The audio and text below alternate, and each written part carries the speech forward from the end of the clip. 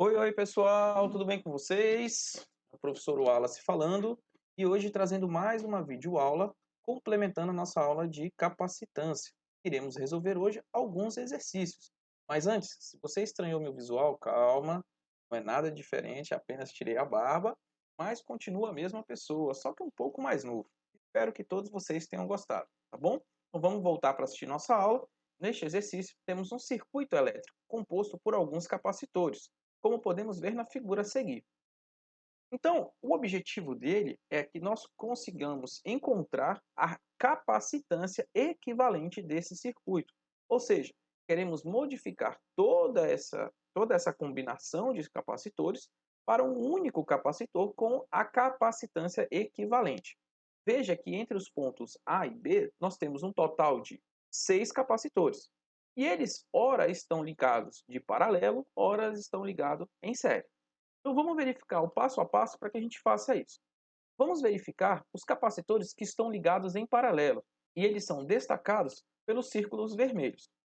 Observem que os capacitores de capacitância de 1 microfarad e 3 microfarad estão ligados em paralelo, enquanto que os capacitores de 6 microfarad e 2 microfarad também estão ligados em paralelo. E nós vimos que quando os capacitores estão em paralelo, a capacitância equivalente vai ser dada pela soma das capacitâncias individuais. Ou seja, no primeiro caso, a capacitância equivalente vai ser de 4 microfarads. Afinal de contas, é 1 microfarad mais 3 microfarads. Do outro lado, nós vamos ter que ter uma capacitância de 6 microfarad e a de baixo de 2 microfarads. Logo, a capacitância equivalente vai ser de 8 microfarads. E agora? Ao fazer isso, nós transformamos o nosso circuito elétrico em um outro circuito mais simplificado. Vejam, agora nós temos apenas 4 capacitores, sendo que os dois que foram escritos na cor vermelha, com o valor de 4 microfarads e 8 microfarads, são os capacitores equivalentes daquela combinação que estava em paralelo. Agora nós temos que a parte de cima e a parte de baixo, os capacitores estão ligados em série. E aí a gente tem que lembrar, capacitor em série, a capacitância equivalente vai ser 1 sobre a capacitância equivalente. E aí eu vou fazer a combinação para cada um. Na parte de cima, onde temos dois capacitores com 4 microfarads de capacitância, temos o seguinte resultado: 1 sobre a capacitância equivalente é igual a 1 sobre 4 mais 1 sobre 4. E isso vai dar meio. Invertendo as expressões, nós vamos encontrar que a capacitância equivalente na parte superior do nosso circuito vai ser de 2 microfarads. Seguindo o mesmo raciocínio para a parte de baixo do circuito, vamos encontrar que a capacitância equivalente vai ser 1 sobre 8 mais 1 sobre 8. Isso vai dar igual a 1 quarto. E fazendo a capacitância equivalente, nós vamos encontrar o valor de 4 microfarads. Ou seja, pessoal, agora chegou o momento da gente reescrever novamente o nosso circuito de uma maneira muito mais simples. E o que a gente vai encontrar, né? Nós vamos encontrar que esse circuito ele vai ser transformado em um outro circuito, onde agora as capacitâncias equivalentes da parte superior e da parte inferior vão ser dadas por 2 microfarad e 4 microfarad. E, de novo, nós temos capacitores em paralelo. Então, nós começamos com eles em paralelo, depois fomos para a série e voltamos novamente para paralelo. E a capacitância equivalente desse circuito vai ser, então, a soma das capacitâncias, dando um valor de 6 microfarad. Ou seja, todo aquele nosso circuito inicial, ele foi transformado em um circuito muito mais simples com um capacitor de capacitância de 6 microfarads. Tudo bem? Caso você não tenha entendido, pause o vídeo, retorne e assista novamente a resolução. E claro, sempre acompanhe com o seu material em mente. Vamos para o segundo exercício? Em nosso segundo exemplo, vamos estudar dois capacitores carregados. Então acompanhem comigo o raciocínio. Nós temos dois capacitores com capacitância C1 e C2. E aqui ele está dizendo que o primeiro capacitor tem uma capacidade maior de armazenar carga, ou seja, a sua capacitância é maior do que a do segundo. E eles são carregados com a mesma diferença de potencial, ou seja, ambos estão submetidos à mesma DDP. Os capacitores carregados, então, eles são retirados da bateria, que é a DDP inicial, e suas placas são conectadas com polaridade oposta. Observem na figura abaixo e os sinais das placas estão invertidos. Enquanto a placa do capacitor 1 está com mais e menos, a de baixo está com menos e mais. Vamos ver onde isso vai influenciar. E o que acontece? Então, depois que as placas são colocadas com polaridade oposta, nós fechamos as duas chaves, a chave S1 e S2, de modo que o circuito fique fechado e começa a ter uma corrente passando entre eles. A carga é distribuída entre os dois. Primeira pergunta: vamos determinar a diferença de potencial final entre os pontos A e B, depois que as chaves são fechadas. Então vamos conferir como a gente pode fazer isso, né? Inicialmente, o que a gente tem? Antes da gente ter ligado eles com polarização oposta, né, a gente tem o seguinte: cada um deles é carregado com uma quantidade de carga, e a gente acha que a quantidade de carga inicial desse sistema vai ser dada pela carga do primeiro capacitor mais a carga do segundo capacitor. E se a gente lembrar que a expressão da carga em termos da capacitância e da DDP é a capacitância vezes a DDP, como mostra a equação, a gente tem que a carga 1 vai ser dada por essa expressão, enquanto que a carga 2 vai ser dada por essa expressão. Lembra que no enunciado eles falam que a polaridade está invertida? É nesse momento que a gente tem que levar em consideração. O fato da polaridade estar invertida indica para a gente que a carga do segundo capacitor ela é negativa, ok? Então a gente tem que obrigatoriamente colocar o sinalzinho que apareceu ali ao lado do segundo capacitor.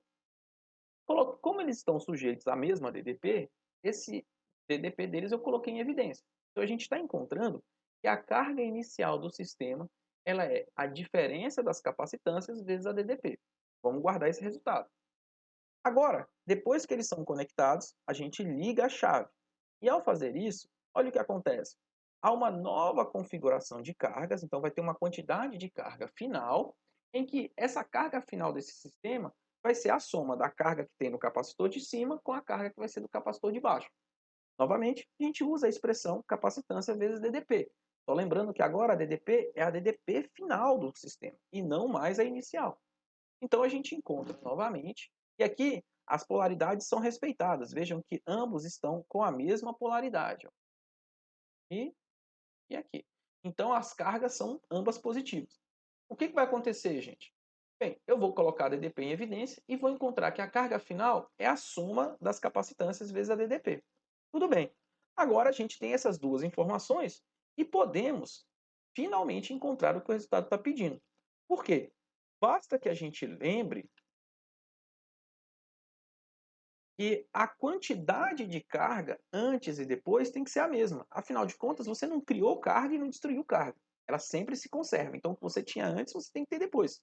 Então, a carga inicial do nosso sistema tem que ser exatamente a carga final do nosso sistema. Substituindo as duas expressões que nós encontramos anteriormente, nós podemos achar uma relação da DDP final com a DDP inicial, que é exatamente essa figura que aparece aqui, ó, no nosso quadradinho. Tudo bem, gente? E assim a gente encontra a diferença de potencial depois que as chaves são ligadas em relação das capacitâncias e da DDP inicial. Se você ficou confuso, pause o vídeo, assiste novamente e, claro, tenha o seu material em mãos. Agora, e se a nossa pergunta fosse a seguinte? Determine a energia total armazenada nos capacitores antes e depois que as chaves foram fechadas. E determine a razão entre a energia final e a energia inicial. Ou seja, a gente sabe que, como eu tenho carga elétrica, eu tenho uma energia potencial elétrica associada a esse sistema. E a gente pode encontrar ela. Então vamos conferir como fazer isso. Antes de fecharmos a chave, nós temos uma quantidade de energia.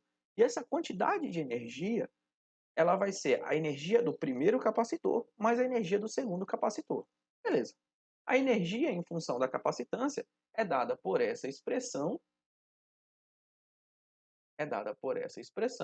que é a capacitância vezes a DDP ao quadrado, e aí a gente coloca a DDP em evidência, achando que a energia inicial vai ser meio da soma das capacitâncias vezes a DDP inicial ao quadrado. E depois de fechar a chave? Bem, depois que a gente fecha a chave, nós vamos ter uma nova configuração de carga, uma nova quantidade de energia distribuída entre os dois. Então eu vou ter uma energia para o primeiro capacitor e uma energia para o segundo capacitor. E essas energias, calculadas em termos das capacitâncias e da DDP, são dadas por essas expressões. É a capacitância vezes a DDP ao quadrado. Isolando os termos iguais, encontramos que a energia potencial vai ser dada pela meio C capacitância 1 mais capacitância 2 vezes a ddP ao quadrado. Beleza, perfeito. Agora que nós temos essas duas informações, lembra, a gente achou no item anterior que a diferença de potencial depois de fechar a chave tinha uma expressão em função da ddP inicial. Caso você não lembre, não tem problema, eu vou mostrar ela logo mais para vocês. Então vamos conferir.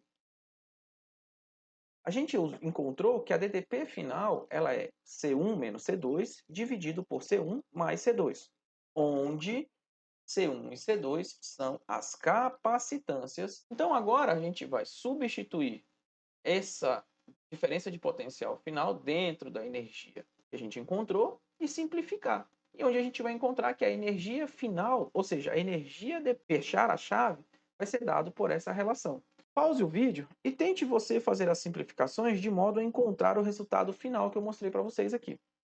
Tá bom? Caso você tenha alguma dúvida, por favor, pause o vídeo, volte, assiste novamente e lembre sempre de conferir o seu material. Vamos para o nosso terceiro exercício? Ah, já ia me esquecendo. O problema pede também para que a gente encontre a razão entre as duas energias. Basta então você pegar a expressão da energia final e dividir pela expressão da energia inicial. Ao fazer isso, olha o que nós encontramos. Olha o que nós encontramos. Temos essa razão e simplificando os termos que são semelhantes, encontramos que a razão entre a energia final e a energia inicial, ela é igual a as diferenças da capacitância elevado ao quadrado dividido pela soma das capacitâncias. Caso tenha ficado com alguma dúvida, assista o vídeo novamente e, claro, sempre consulte o seu material. E não esqueça de colocar nos comentários o que você achou do exercício. Em nosso terceiro e último exercício, nós vamos verificar a energia armazenada antes e depois de colocarmos um dielétrico entre o capacitor. Então, um capacitor de placas paralelas, ele é carregado com uma bateria e uma carga inicial que é zero.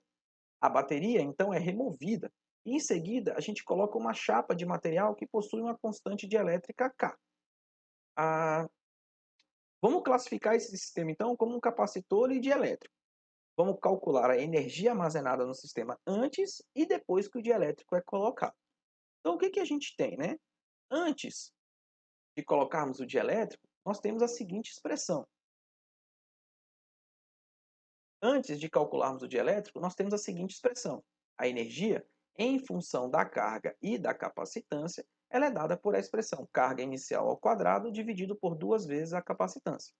Quando a gente coloca o dielétrico, a gente tem que lembrar que a capacitância ela muda com o fator da constante dielétrica. Então, a nova capacitância vai ser a capacitância sem o dielétrico, que é o C0, multiplicado pela constante. E aí o que a gente tem? Calculamos a energia novamente. Vai ser a carga inicial ao quadrado dividido por 2 vezes a nova capacitância. E por que aqui fica Q0? Porque não houve a inserção de nenhuma nova quantidade de carga. Continua a mesma quantidade de carga inicial colocada com a bateria. Então, por isso a gente mantém. No lugar do C, colocamos a expressão em função da constante dielétrica e, finalmente, achamos que a nova energia ela vai ser dada por essa expressão, onde, de novo, o K0 que aparece é a constante dielétrica da chapa que a gente colocou. Tudo bem, gente? É uma questão bem simples. Capacitância não tem muito o que a gente se preocupar. Os exercícios basicamente envolvem situações com associação de capacitores ou você trabalha com dielétrico. Tudo bem, gente? Essa aula foi bem rápida, foi apenas para ajudar vocês no estudo de capacitância e até a próxima semana com a aula sobre circuitos elétricos e corrente elétrica. Tudo bem? Então, tchau e até a próxima.